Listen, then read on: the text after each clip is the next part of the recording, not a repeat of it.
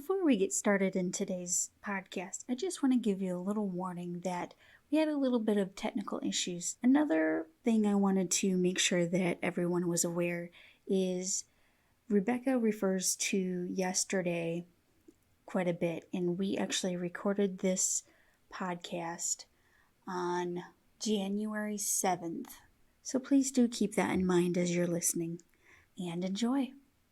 Hello, and welcome to Canada Reads American Style. I'm Shauna. And I'm Rebecca. You know, Bookstagram has been a great way for Shauna and myself to discover Canadian authors with whom we aren't familiar. And that is how we came across today's guest. We'd like to introduce Marcello Di Cintio, who is the author of Pay No Heed to the Rockets, Life in Contemporary Palestine. Welcome, Marcello. Thank you. Thanks for having me. Well, I have to say, when I came across your book, I realized, and I felt really bad about this, but that I don't think I'd ever read a fiction or nonfiction book about Palestine. Obviously, most of us have read lots of articles in the newspapers, but nothing, no books specifically. And, you know, it was kind of a rude awakening for me. So I'm so thankful I found your book, which I loved, by the way. Thank you. And I kind of want to start with, if you could just give us a kind of a brief description of the book. Sure. So, I've been traveling to Israel and Palestine many times ever since, since the end of 1999. And I've been wanting to write about the Palestinians for a long time, but I was always trying to find a way to write about Palestine and the Palestinians that didn't begin with politics and conflict. And I couldn't figure that out. Like, I'd written some essays in magazine and newspaper pieces but I really wanted to devote a book length, my book length attention on the Palestinians. And it wasn't until I had worked as a writer in residence at the Palestine Writers Workshop for a month in the spring one year that I thought this would be maybe an interesting way into writing about Palestinians is to write about the writers themselves. For the longest time, I think people on this side of the Atlantic, we only ever see there's only ever two kinds of Palestinian we're introduced to in media, right? There's the furious Palestinian young man hurling a stone at a row of soldiers, or the wailing, weeping Palestinian woman crying in front of the remains of her destroyed home, right? The Palestinians always either the victim or the militant, right? That's kind of only the two stories. Mm-hmm. And if I wanted to write stories I hadn't heard of, or the stories that we hadn't seen here, I thought, well, why not go to the storytellers themselves? So for this book, I did just that. I went to Palestine and I interviewed poets and novelists and other kinds of writers and librarians and book owners. So to get a sense of Palestine kind of through the lens of their literary culture. And so that it enabled me to politics was always there. The conflict was always there in these conversations, but at least it didn't start with those conversations, right? So instead of starting a conversation with, tell me about, a terrible time at the military checkpoint, I could say instead, tell me about the first poem you wrote. Mm-hmm. Or instead of talk to me about the grandfather's olive fields that were lost in 1948, I could say, tell me about your grandfather's library and the first books you read. And so I could, there was this more kind of intro that was kind of more beautiful, right? It was about art and literature and reading than just about war and conflict and deprivation. Yeah, and that's a really beautiful way to, I think, to have approached it, because what it did for me is it made me see that beautiful side to the stories rather than just kind of, like I said, what I'd been reading in the newspaper for so many years of my life. So now I'm really curious though, what prompted your first trip to Palestine, which I believe was in 1999? Like, why in the world did you go to Palestine in the beginning? I wish I had a less cheesy answer for that question. But I don't. And the reason why I went to Jerusalem in December 1999 because I wanted to be somewhere interesting when the clock turned on the millennium. And if you remember to that, it's almost quaint the things we were afraid of back then. Yeah. So, there was some concern from authorities in Israel that a bunch of kind of Christian extremists were going to descend on the holy city because they felt this was the end of the world was coming and Jesus was show up. This was it. And so I wanted to kind of be there amongst the craziness. And so that's the reason why I went. Which is not the most, intellectual reason to go anywhere. While I was there, so I ended up spending, I guess it was close to 3 months between Israel, Palestine, and a visit to Egypt as well. And that was kind of my first introduction to the conflict, to Palestinians. I spent some time in the West Bank. That was kind of it was an eye-opening experience for me being there. And as a travel writer, there was so much. I found it was a really rich place to visit, because if you're going to pay attention to what's going on at all, spending time in Jerusalem, it's going to pull you onto one side of that divide or the other. Mm-hmm. If you have if you want to sit in your hostel and get drunk with foreigners from around the world, which many people did, fine. But if you really want to open your eyes, you're really pulled in one direction or the other. And I really felt that that's kind of when I kind of woke up to what was going on between the Israelis and the Palestinians. And I've been interested, if not mildly obsessed, with that ever since. Yeah, well, first of all, I want to say that I think it's actually a great reason to have gone there in 1999, because I remember Y2K was a big thing and we all thought the world was going to end. So I think it's actually a really brilliant story behind why you did. So there was a lot of upset, mostly Americans. Yeah. Felt stood up by the Messiah. Yeah, and it was disappointing for a lot of people. Yeah, I remember it. It came and went, and there was no flash. It was just amazing at the time. I remember that clearly. So now, can you talk about the origin of the title of the book? Because I know there's the story about the girl in the green dress, but in fact, it's funny because when I read the poem that prompted the title, it's just beautiful, but anyway, I'll let you talk about it. I'm not going to try and wreck it here. So I'll let you talk about it. It is a gorgeous piece of writing, not by me. So kind of the most famous of all Palestinian authors is a poet named Mahmoud Darwish, who's almost a saint for most Palestinians. And he, in addition to his many, many books of poetry, he wrote a few books of nonfiction, which as a nonfiction writer myself, I kind of prefer. And that's like heresy to say that. But he did a memoir of his time in Beirut during the Civil War in 1982, where he was living at the time. And in one section of this memoir, he goes on a pages long meditation on waking up in the morning in a war zone and brewing coffee. And Darwish was a renowned coffee fanatic and quite a snob about coffee, which also endeared me to him, or endeared him to me. And so there's this long section on him brewing coffee in the morning as a war is going on outside. And he talks about putting in the sugar and stirring it clockwise and then counterclockwise and dipping the spoon in and out in this very, very elaborate system. But at one point he says, turn off the heat, pay no heed to the rockets, and then kind of take your coffee. And it was this incredible.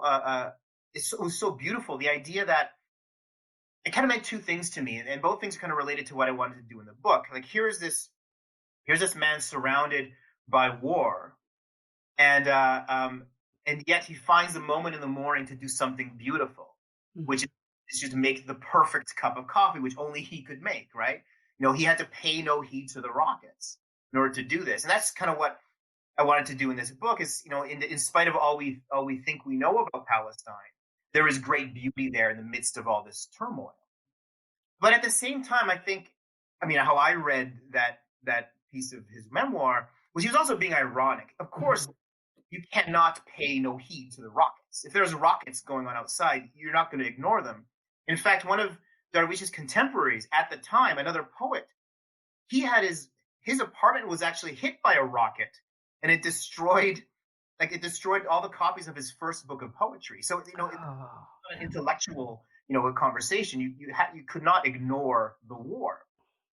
Um, and so that is another part of what I wanted to talk about too. Like, even though these writers of Palestine and the Palestinians in general kind of strive for beauty the way we all do, you can't separate that life from the conflict itself.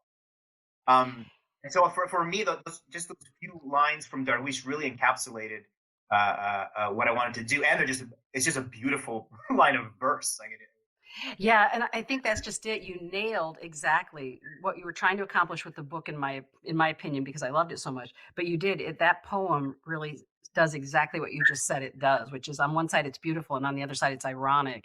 And it's funny, yeah, as we're sitting here in the United States, having gone through a seditious time yesterday in our government, and I think about, we don't have the experience that many people have around the world with, bombs and rockets and all those types of things. And I think about how crazy we went over a small thing that happened yesterday. So it makes you realize how other people in the world live, and that there's no way any of us can really fully understand it unless you're there and you talk to the people, you experience it on some level, which is kind of what you got to do, which was amazing. yeah. And there's Um, everyone has a depth of experience that we can't understand from yeah.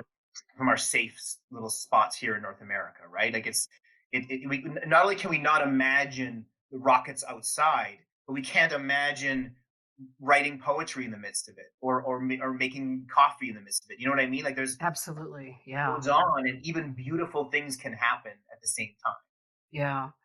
Okay. So the other thing that I loved about the book is that the chapter titles seemed obviously very purposeful as well, because I have to admit, when I read, I often don't pay attention to chapter titles. I blow past them, and sometimes I go, oh, yeah, that's right, it had a title, and I'll go back and look at it. But with yours, I was actually anticipating them and looking forward, Oh, kind of that's excited to nice. see them come up, because I knew they were going to tell. It was like a snippet of what you wanted to tell in that chapter. So I was curious, was that your idea?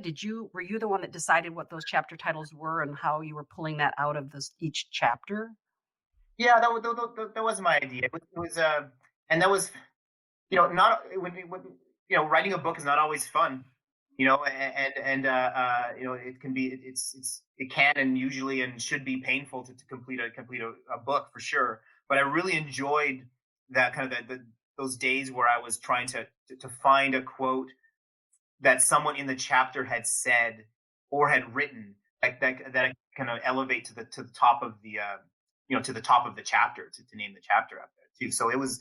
I'm glad you noticed it. I think a lot of people don't notice chapter titles. I perhaps am one of those people. So the fact that I thought they were very beautiful too, not because they came from the voices of the people that I was writing about.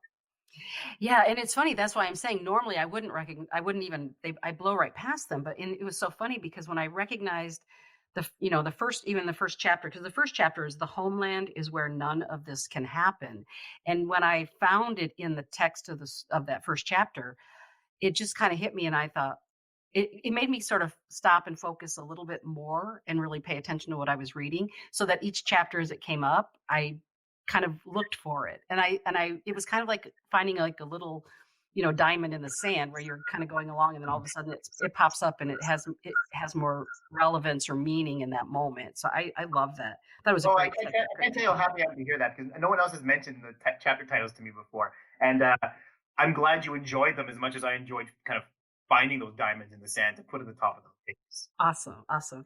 Now, I actually, whenever I am going to talk to an author, because I love authors, and I always do a little bit of homework on my own.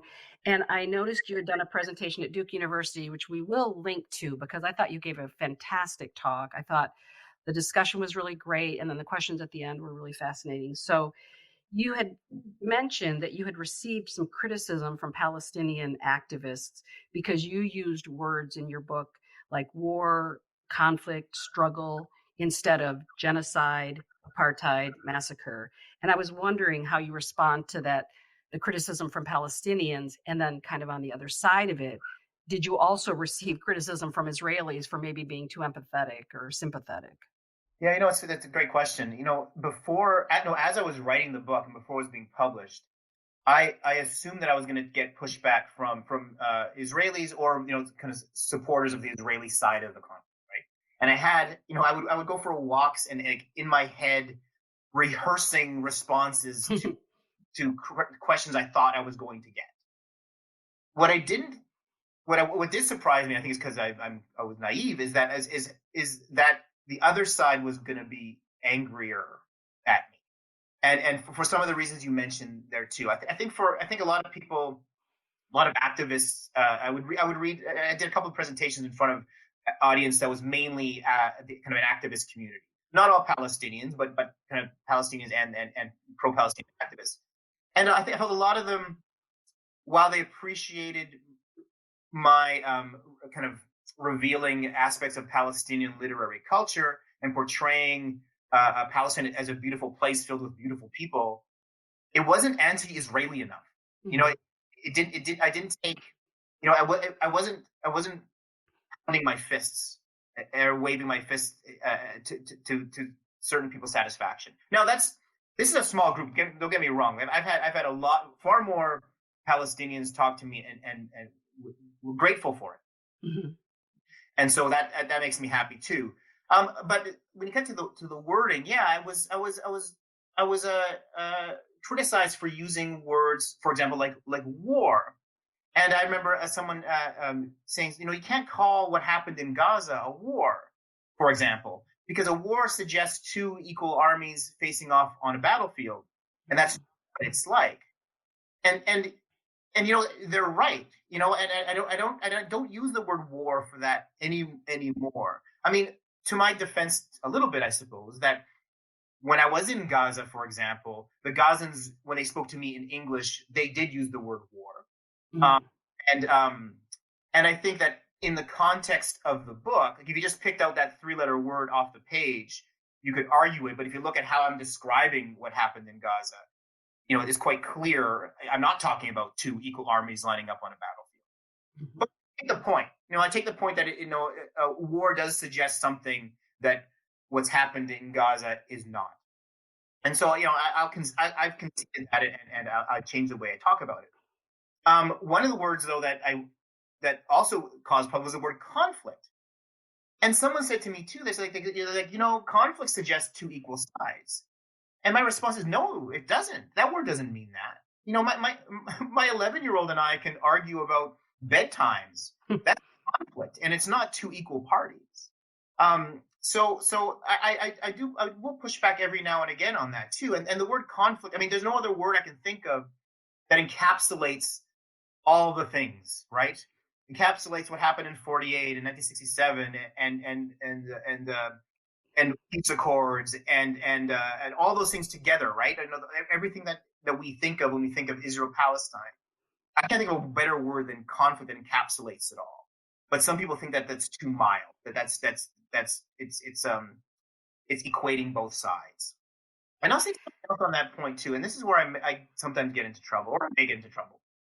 Is I think that if it's the role of the activist to to educate those who are not educated, to engage those who are not already engaged in a topic, I think we are better off telling stories about what life is like for Palestinians right now than we are using language that can, regardless of its accuracy, can be argued. Definitions can be argued.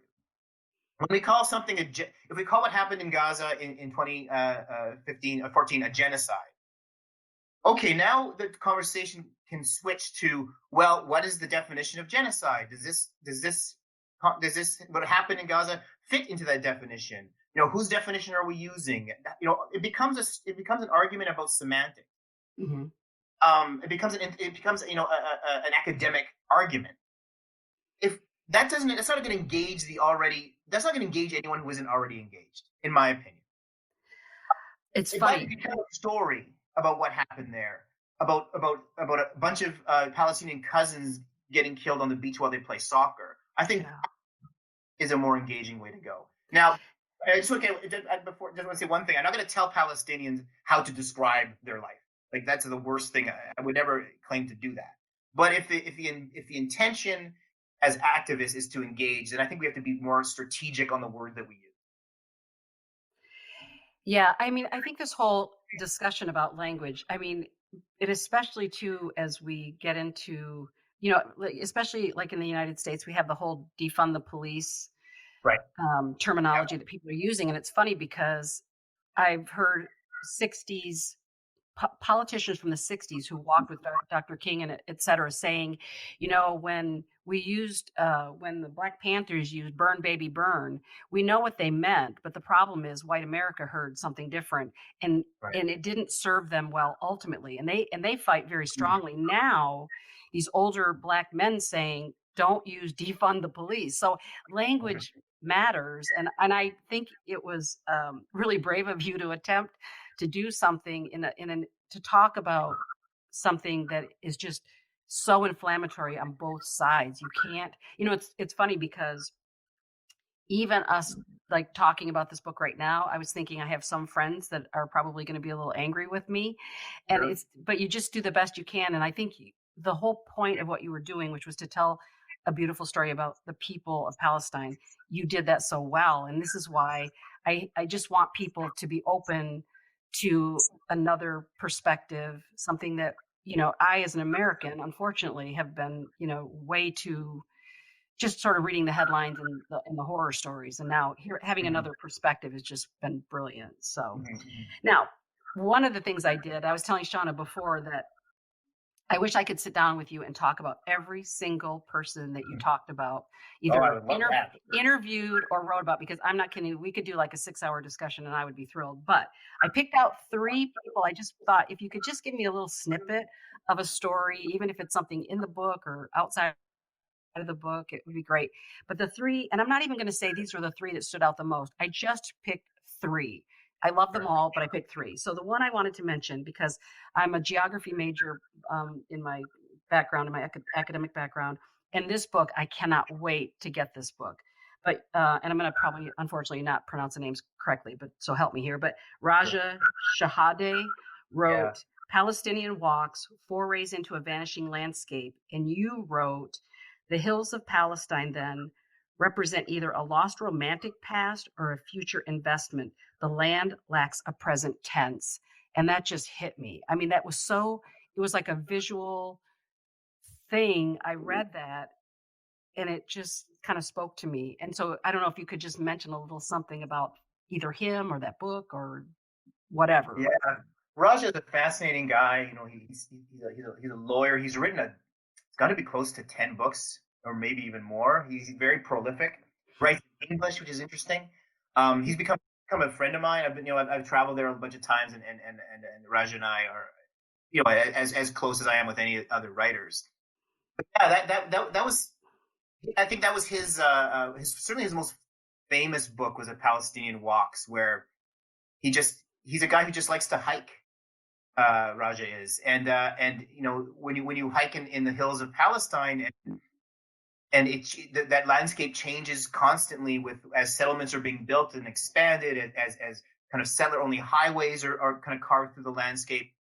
It's this place that he walked through as a child is disappearing, and not just from the Israelis too. Let's keep that. Ramallah is the city where Raja lives, which is now sprawling and taking over the hills that he used to walk through.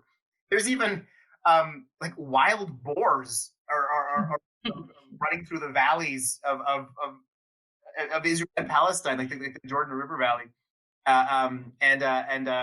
causing problems as well. So like he's a very sensitive writer, a beautiful writer, who really loves the land, and it was lovely to spend time with him and hear him talk about the land, and everyone should read his books. They're good books.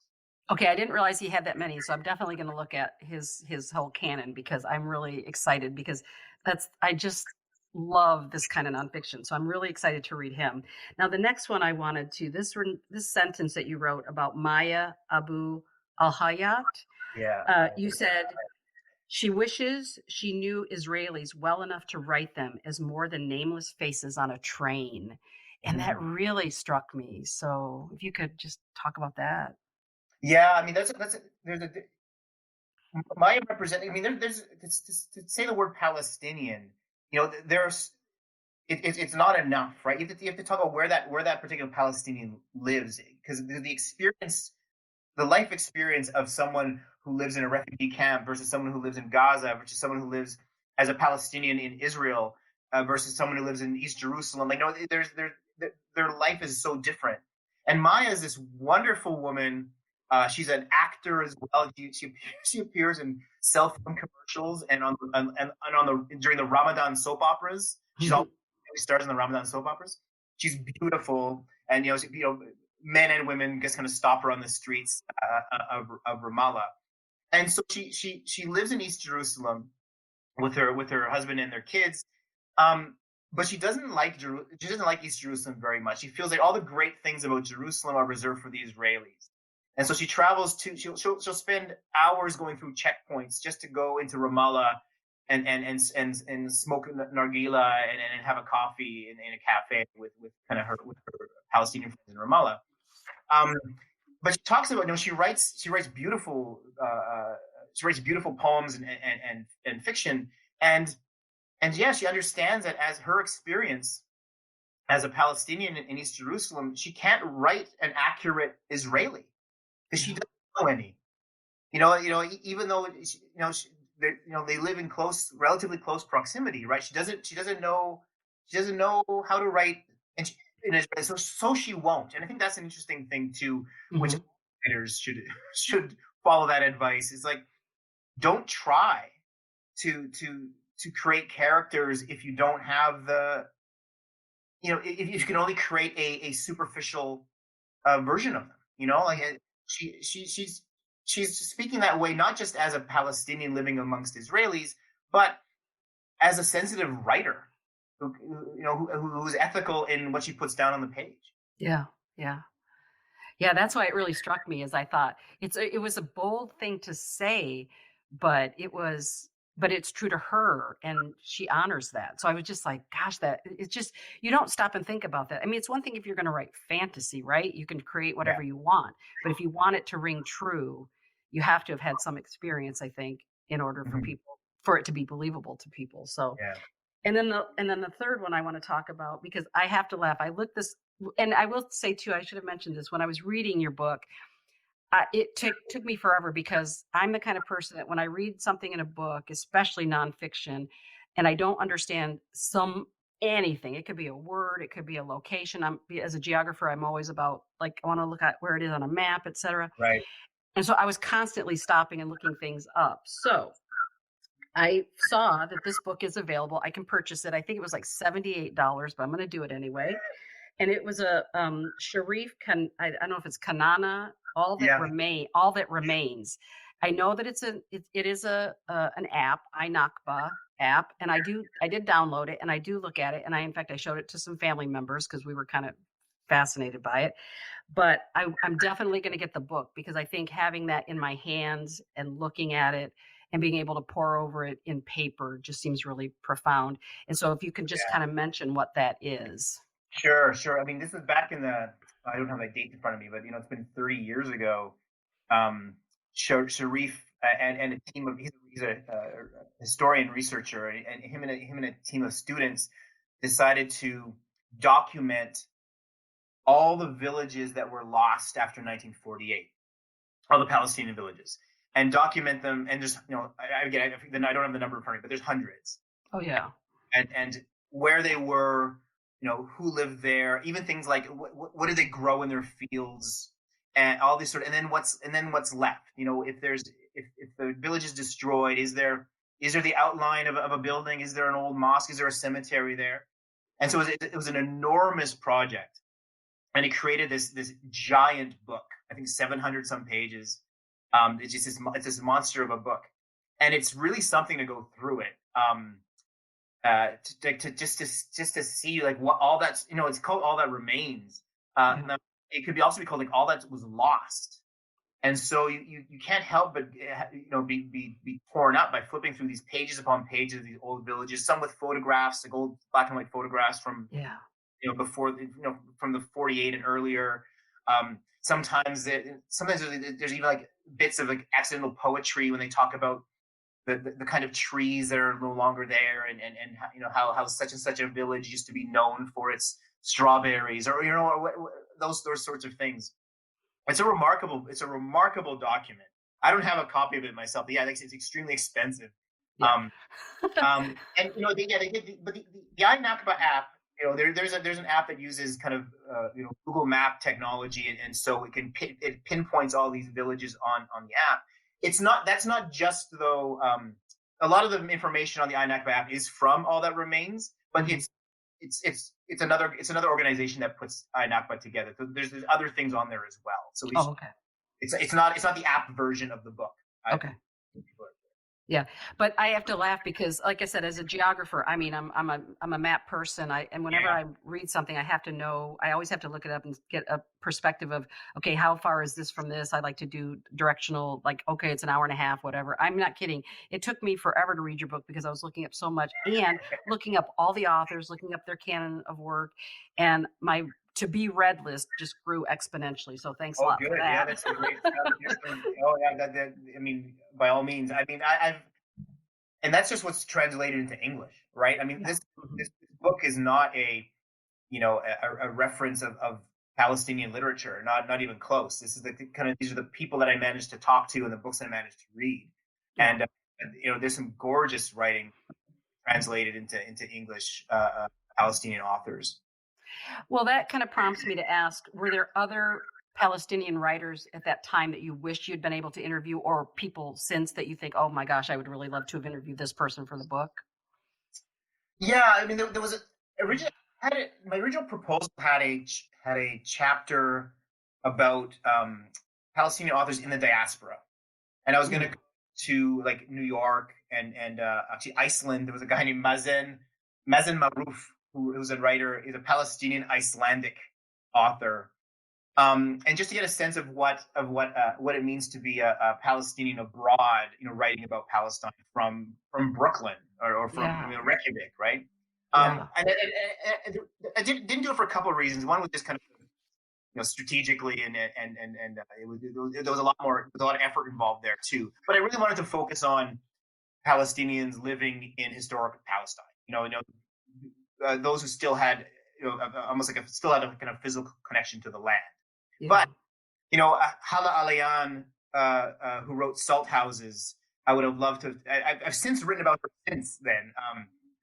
Tala Rahmeh, another Brooklyn-based Palestinian woman writing, who's a gorgeous writer. Syed Kashua. There was another section I wanted to write about Palestinian humor writing. Oh. I wanted to talk to Syed Kashua, who now lives, I believe, in the United States, or maybe he went back to Israel now. He used to write for Haaretz, the Israeli newspaper. He wrote he writes wonderfully satirical novels and very funny essays. So that was another guy I wanted to talk to, but didn't. But I think that, like, for me, if I can call him this with most respect, like, my white whale was Mourid Barghouti, who's I do talk about in the book, but who I was able to meet in person during the time of writing. In fact, at one point, I was ready to make a trip. He lived in Amman. I think he still lives in Amman. And I was ready to travel to Jordan just to spend an hour with Mr. Barghouti. Mm-hmm. Alas, it didn't happen. But I got the opportunity to share a stage with him. A couple years later, when the book came out, I interviewed him in Liverpool and it was such an honor, and such a kind, gentle man, and an incredible writer. Like, I saw Ramallah as my favorite book of nonfiction by a Palestinian, maybe my favorite book by a Palestinian, period. But Mourid, I would have loved to have had Mourid interviewed for the book, but I feel very grateful that I had a chance to meet him. Oh, that's awesome! What an awesome experience! Yeah, it was great. Yeah. Well, you wrote a book also, again, that this one's on my to be read list, and I'm going to get this one as soon as possible. But you wrote a book in 2012 titled Walls, Travels Along the Barricades, about people who live alongside physical walls, razor wire fences, etc. Yeah. And I wondered about the psychological effects on the people who live in Gaza who are unable to travel freely, because I honestly did not really understand and realize what was going on in Gaza. And your description of the people who live there and what they face and how and they still create art, which is unbelievable. Mhm. But their everyday life, I thought to myself, it doesn't. It seems almost like North Korea, in to some degree, where they really don't have. I feel like they've got this barrier around them, and they can't travel like everybody else. And anyway, if you could just talk about that Yeah. effect on people who live in Gaza. I spend more time in Gaza than any other one place at a time. I spent 2 months there for this book, and I think about Gaza every day, and not just because of kind of the challenges they face, and now with COVID, it's a big deal in Gaza particularly. But because of the friends that I met and the amazing people that are kind of turning that experience into art and still finding beauty and happiness in spite of it all. But yeah, so I think when going in, I knew about Gaza what I think a lot of people already know, that the Gazans, it's more of a blockade than an occupation. They're surrounded on three sides by fences, and on the other side by the Mediterranean, and just not far offshore, there's the Israeli navies making sure that no fishing boats go too far away. Yeah. And so what I really learned about that was about how Gazans, they feel that they can't leave, right? They can't leave easily. They need permission to get through, out through Israel, which is difficult to obtain. The border with Egypt is closed almost all the time. There's no port. There's no airport. Both have been destroyed previous, or the airport was. It was. I don't know if there was a port there in the last 100 years. Um, but what really broke my heart most about Gaza was how nothing is for certain. You cannot plan anything. So you go to school, you get a degree, and there's many universities in Gaza. You get a degree. There's probably no jobs for that degree. Mm. And if you can't leave, you're stuck there anyway. You don't know. I talk to people who, married couple want to buy an apartment. They don't know if next year or the year after there's going to be another, assault and bombing, and an Israeli fighter jet is going to take down that apartment building, which happened over and over again in 2014. Mm-hmm. They don't even know if they turn on their electric oven, whether the power will last long enough to cook whatever's inside there. So there's this sense of this is only, if I talk about we talked about earlier about a land without a present tense. In Gaza, there's only present tense. Yeah. There's no way to plan. Yeah, and I felt I felt badly for especially the young, kind of these kind of late people in their late teens, and some who I wrote about in the book, and in their 20s, who have all this, who are creative and they're smart, and they have all this potential, but there's just not a lot to do with that there. And the idea that the best thing they can do is leave. And that to me, it's one thing to be a refugee and to be kind of pushed out of your home. It's another thing to realize that the best thing you can do for yourself is leave home. And I really felt for the Gazans that I got to know during my time there. So, Marcello, tell us, what do you love most about Palestine? Well, there's so much. I've traveled now. I've been there 10 times now, and I miss hiking in the hills of the West Bank. I miss my time in the cafes on the beach in Gaza. I miss the food and the coffee.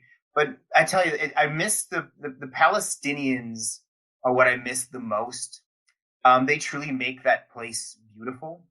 I've traveled a lot through the Middle East, and the people of the Middle East are among the most hospitable people in the world, for sure. But Palestinians are even more so in that if you go there and spend time amongst them, they are grateful that you've done that. You know what I mean? Like, it's not just, even if you're there in a casual way, like not as a writer, there's a sense that they are happy that someone has come, someone is not afraid, and someone has come and seen with their own eyes the kind of, what life is like on the other side of those walls and fences, right? Mm-hmm. And so treated with not just hospitality and generosity, which I'm used to, but a kind of gratitude that I'm not used to, and that I do not. I have to tell myself not. Certainly, I cannot take that for granted. Yeah.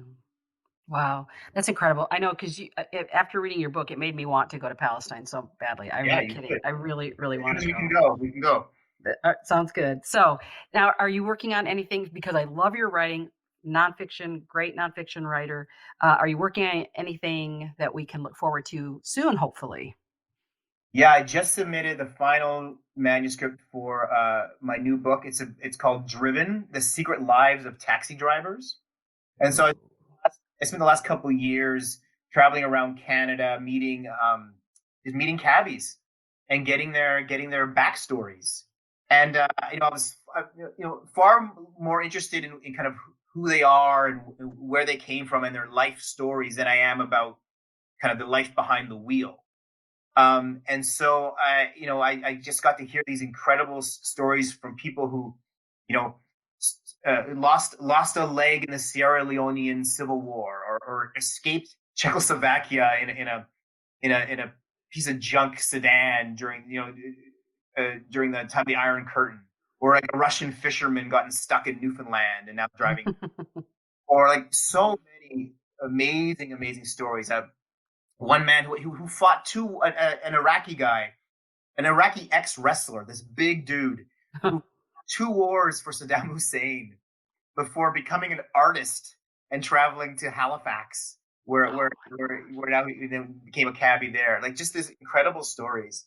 So it was kind of like, it was the first of my books where I didn't do overseas travel for. But I realized early on that I don't have to get on a plane to hear these incredible stories of people who've come from far away. Like we're surrounded by stories.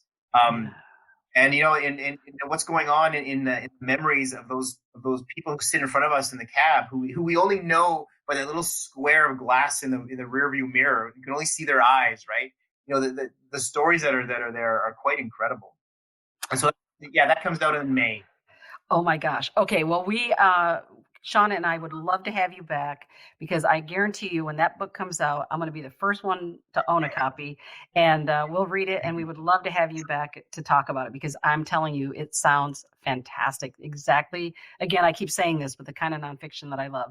I love to hear people's stories. So yeah, I mean, in the same way that I couldn't wait to tell the stories of these Palestinian authors and poets, I really can't wait for people to hear the stories of Mohammed and Sergey and all these wonderful, sometimes moderately crazy who I had a chance to hang out with the last little while.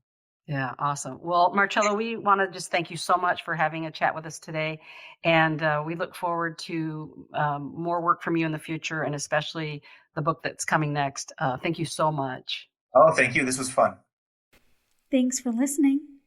If you'd like us to continue to provide great content like this, subscribe and tell all your friends about Canada Reads American Style. Bye.